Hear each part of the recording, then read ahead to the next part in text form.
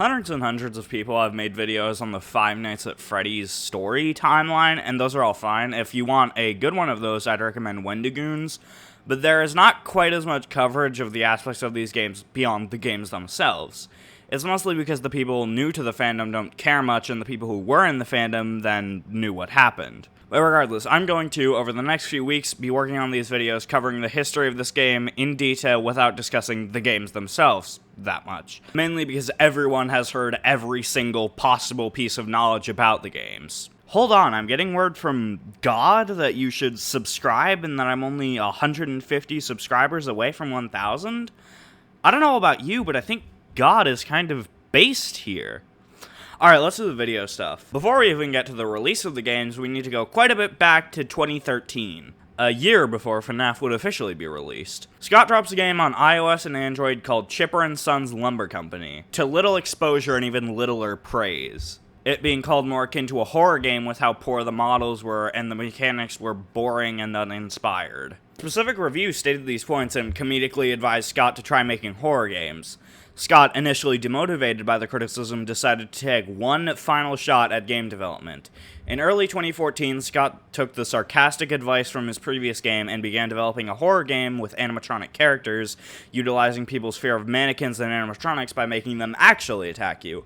Which, in retrospect, I'd think you'd be more scared of unmoving mannequins than animatronics moving around, because the absence of life from something human-like otherwise. Although I'd argue something, given the circumstances in which you're looking at it, should be stationary, instead moving around is equally terrifying, just because of how straight up wrong it feels. But I digress. June 14th, the trailer of Five Nights at Freddy's is released.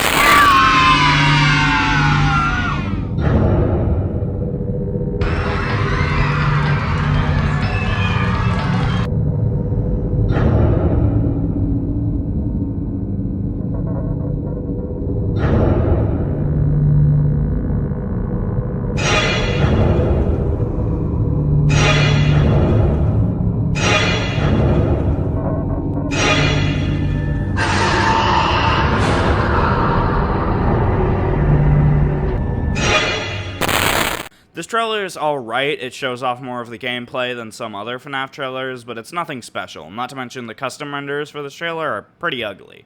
Then on July 26th, the first ever FNaF YouTube video is posted by Ben the Scoopist. At this point, the game was in early access and given to him. Surprisingly, this video to this day only has 58,000 views, and the last video he posted playing it only has 24,000. The reason Ben got access to the game before it was released was because he posted his gameplay of one of Scott's previous games titled The Desolate Hope, and he enjoyed it. Despite not being very important, I felt the first ever FNaF Let's Play deserved some time in this video about the history of FNaF. It's also worth mentioning there was a teaser on Scott Games, although I don't have a date for that, so I don't care. Moving on August 8th, the game is officially released on Steam, and just like that, the best and or worst horror franchise of all time is born. On August 12th, Markiplier releases a video in which he simply plays through the first 2 nights. I could repeat about half of the words in this video off by heart without breaking once, but I'm not going to because I should probably shut the fuck up and keep talking about what this video is about. Anyway, the video pops off quite hard. Today, it has over 100 million views. The thing is, other people kept playing the game, and some of them made their own Let's Plays. The game is now a trend, which means absolutely nothing because half of all indie horror games are just trends and then they die out in a month. Regardless, the game has now reached the great filter of any horror franchise, where they have to either capitalize on the success or the creators don't have anything more and end up losing most of the people that would have stayed invested in the franchise. However, people kept analyzing the game for one reason or another. Soon, the first real piece of any sort of FNaF story starts being discussed, and people start getting into theories. Additionally, top 10 lists begin to come around. And at number 8, is that Toy Freddy. He's kind of fat. But those weren't quite as interesting as theories. You know him, you love / hate / are indifferent to him. On October 23rd, Matt Pat posts his first ever FNaF theory. Despite being late to the party, his video has 30 million views today. Theories like the phone guy being the killer, the player being the killer, and Matt Pat's theory that the events of the missing children were an allegory for a real string of 5 murders that took place at a Chuck E. Cheese in the same time frame were all emerging at this point. Obviously, none of these theories were even close to correct, but MatPat did have some basis in Golden Freddy being alive, which, although the child in Golden Freddy is dead, their spirit remains restless, and in the player being more significant to the lore and related to the killer. Additionally, FNaF 1 has some good hoaxes, my personal favorites being Sparky the dog and the 1987 custom night Easter egg, which ended up being added in a patch. However, 2 days before MatPat released his FNaF 1 theory, something arguably more important happened. Scott released the FNaF 2 trailer. Although I never said it, there had been several teasers before then, the first of which being this image posted on 9/11, that is not a joke, of Withered Freddy with a 2 and below it, Grand Reopening 2015, referencing the release date. In case it wasn't obvious that there was a new game coming, the teaser image was also titled FNAF2.jpg. Then, on the 27th, the website was updated with an image of Withered Bonnie mirrored with Toy Bonnie, with Something Borrowed and Something New on Withered Bonnie and Toy Bonnie's sides. October 6th, a new teaser is released, with Foxy and Mangle similarly mirrored, with a purple curtain and a sign with a 2 on it in the middle. Then this teaser, which definitely has the most content, shows the Freddy mask mechanic, obviously, a better shot of Withered Foxy in actual gameplay, a peek at the office, and the flashlight. And another 2 in case it wasn't beaten into you hard enough that there's a second game. And above the eyes of the mask it says, "No place to run," and in a smaller font, "and exactly one place to hide," which is actually kind of funny. Then the trailer, which I'll talk about more in a minute. And then this very ominous teaser showing us Cam 11 with a completely black background and a red warning symbol next to it. The cam number already tells us the FNaF 2 building is at least the same size as the FNaF 1 building in terms of cam numbers, and that's about it in terms of teaser content for FNaF 2. Except the trailer. The speed that Scott managed to have with going from successful game to already having the second game coming soon prompted some suspicion among fans that it would just be a troll game or just plain bad, but I think the trailer, with just how good it was, proved this game was at least not going to be a troll or absolutely god-awful. I'm just going to show you this trailer and try to imagine this from the perspective of someone who's only ever played FNaF 1, and then I'll give you my thoughts. You ready? London Bridge is falling down, falling down, falling down. London Bridge is falling down, my fair lady.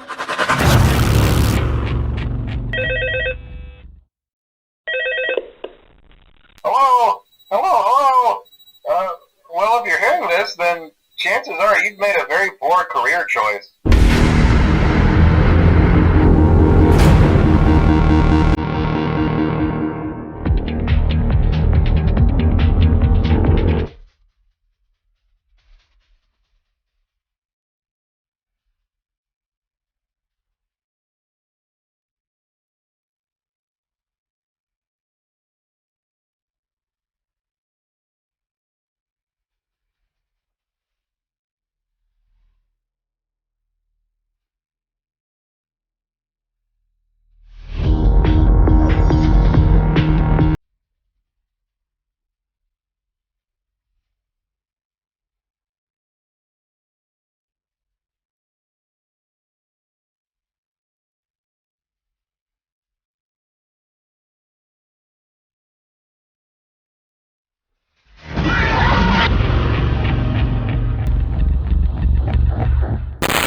This trailer is great, like, no question. This is my favorite FNaF teaser of all time. It's eerie, it's interesting, and above all else, it's not too long and it still shows off the game mechanics in surprising detail, considering half of it is about showing off the animatronics. Like, think about this from the perspective of someone who's never played FNaF 2 or any of the later games and wasn't paying attention to the teasers on Scott Games, watching the trailer for the first time. It fades in, giving some immediate context. The shafts of light and the withering on the walls and the floors implies that the building we're in is heavily dilapidated. And then a chorus of children sings "London Bridge is Falling Down," which led to its fair share of theories, like how reversed it sounds like "Might Kill All," but that's just the way the song is. And during the song, it pans over to a shot of what we now know as Withered Bonnie. But just imagine looking at Withered Bonnie for the first time. This version of a relatively well-maintained animatronic to that of Withered Bonnie, his torn-off arm and removed face are terrifying. I like original Bonnie's model, but Withered Bonnie is just as good. Bonnie's left eye lights up, indicating that despite the appearance, these animatronics' days of murder and questionable results on health inspections is far from over. The trailer then cuts to black and cuts back to a door labeled Parts and Service that's been noticeably opened. It then cuts to the cinematics of the animatronics and bits of relatively unimportant text before cutting to gameplay, showing some cameras, the office, as well as the mask mechanic, and all in all, a good, iconic trailer. These teasers serve to build up decent hype, although it's not that crazy because people still weren't fully latched onto the series yet. Despite being announced as releasing in 2015, the game was released on November 11th, and it's received shockingly well. Especially considering the time to make the game being at max 3 months, it was about as good as it could have been. At this point, there were people going wild with theories. This game gave something of an identity to the killer of the children, and introduced a new character with responsibility for putting the original animatronics in their suits. And it left more of a mystery to the character of Golden Freddy. And there's even a question over whether or not the puppet putting the animatronics in the suits was metaphorical or literal. And of course, the question of if the game is a prequel or a sequel. Looking back, it doesn't really matter if FNaF 2 or 1 came first, but the debates were furious. Speaking of furious debates, why did people ever care about Mankel's gender? Like, he's not a main character, the fanbase just latched onto debating if she has a dick and balls or not. But whatever, game was good, people liked it, but just saying the game was good and people liked it kind of undersells the effect of FNaF 2 on the future of the franchise. As I stated, before FNaF 2, people had no reason to believe FNaF was anything more than a game that popped off for a few months and would fade into irrelevancy, but FNaF 2, being even better than FNaF 1, by some people's opinions, proved Scott could consistently develop good games more than most one-hit wonder indie devs, and that he could make a coherent story. Five Nights at Freddy's had now cemented itself beyond just a game that people would forget when someone else creates a new horror game that pops off for a week. FNaF 2 only really had one memorable hoax, the purple guy suit that was just a terrible redesign of Withered Golden Freddy. There were far more Easter eggs, though. There's Endo02, who can appear at random in the vent and in the prize corner, JJ, who appears under your desk and kind of just chills there, the Marionette, who can appear in the hallways and peeking out of its box occasionally when you forget to wind the music box, Shadow Freddy, and RWQFSFASXC. Also, technically, the death minigames were also Easter eggs, but, like, not really. On November 13th, the website is updated to simply be offline. However, if you brighten the image, you see "Until Next Time" in small font in the corner, which started the tradition of brightening up every single image posted on scottgames.com. And then, on January 2nd, this teaser drops on Scott Games. The image title of FNaF 3.jpg giving away that this is a third game, and the text "I am still here," as well as a very small glimpse at a new animatronic. Some people thought this was Golden Freddy or Fredbear, and this game would take place in Fredbear's family diner, as it was revealed in FNaF 2. On the 14th, the site is updated with this teaser image. Although I despise this image at its surface level, if you brighten it, it reveals more of Springtrap, although he is overall darker. The box does imply that this game comes after FNaF 1 and FNaF 2, as the parts of those animatronics are now scrapped and in this box. Also, a symbolic thing, but not really. I'll talk about it later. On January 26th, the FNaF 3 trailer is released. On that same day, we get "I Am Still Here," which was already in the trailer, so it's not important. Then a reveal of the map on February 3rd, and when brightened, it reveals more tunnels, which would later be revealed as the vents. Then, almost a month later, on March 1st, this teaser is released to fuck with us. Also, this 10 means absolutely nothing, probably. On March 2nd, a teaser was released with Phantom Foxy and Chica, and finally, on March 3rd, the game was released. Back to the trailer.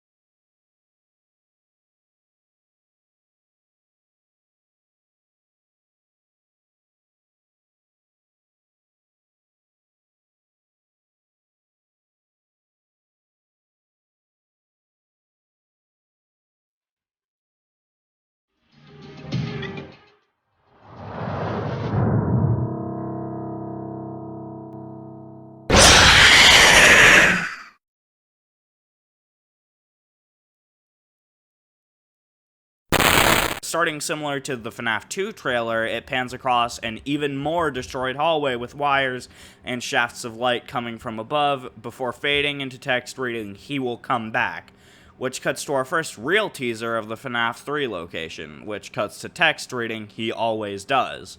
Then it cuts to a cinematic panning across Bonnie, Freddy, and Chica, which, although it didn't really seem to mean much other than Scott wanted a few extra seconds of video for the trailer, people took it to mean that this new character was a fusion of all of the animatronics in one, supported by the box from the last teaser being the parts of him. The trailer then cuts to "We have a place for him," and this cinematic, which is honestly great. It shows us our best look at Springtrap yet, and shows him convulsing on the ground in seemingly one of the previous locations, followed by a look at this adorable little guy's jump scare. This trailer, although I wouldn't say it's quite as iconic as FNaF 2's beginning, it does have one of the coolest cinematics in all of FNaF, being Springtrap convulsing on the ground, which is also relevant to the lore, which I'll talk about more in a minute. Now, as for the game, it was released to an absurd amount of hype built up by the teasers and the expectations of it having to be better than FNaF 2, which, as you probably are familiar with if you've ever heard anyone talk about FNaF 3, it was not even remotely close to being as good as FNaF 2. This was a major L for the series. People were starting to be happy that the series was finally over, which I never talked about, actually. I'm not exactly sure when or how it was announced, but FNaF 3 was supposedly going to be the last ever FNaF game. Obviously it wasn't, but regardless, theories were in their prime because for what the game lacked in gameplay and horror, it made up for somewhat in lore. Essentially, the game takes place 30 years after FNaF 1, and the purple guy from FNaF 2 is actually Springtrap, who was forced into his suit by the souls of the children he murdered. If it was just that, it would actually be a really good story, but there is more content that the community discovered hours after the game was released. As I stated, this game was absurdly hyped and people were ripping it apart extremely fast. The good ending of the game was unlocked by a moronically hard series of actions throughout the main 5 nights. The ending contained heads of Freddy, Foxy, Chica, and Bonnie above, showing text saying, "The End." The bad ending shows all 4 of these animatronic heads and another 5th in the back, although this time their eyes are illuminated. The 5th seemingly belonged to Golden Freddy. It's honestly a pretty lame ending for the amount of effort it took to get there. However, before we get the bad ending, we see the purple guy entering a suit after being chased by the souls of the kids he killed. So, despite that statement being absolutely insane to someone who doesn't know shit about FNaF, that's all stuff we already knew. It seems like the good ending comes before the events of that cutscene. However, despite the amount of lore, there weren't actually very many unique theories, as the game was pretty transparent about the lore aside from the good ending, which really isn't theorized over, it's just annoying to get. The game had very few interesting or memorable hoaxes, mainly because people got better at decompiling the games. But regardless, the game was bad and people were happy that it was over. Although there was still that melancholy of a story being finished. And oh my fucking god, why...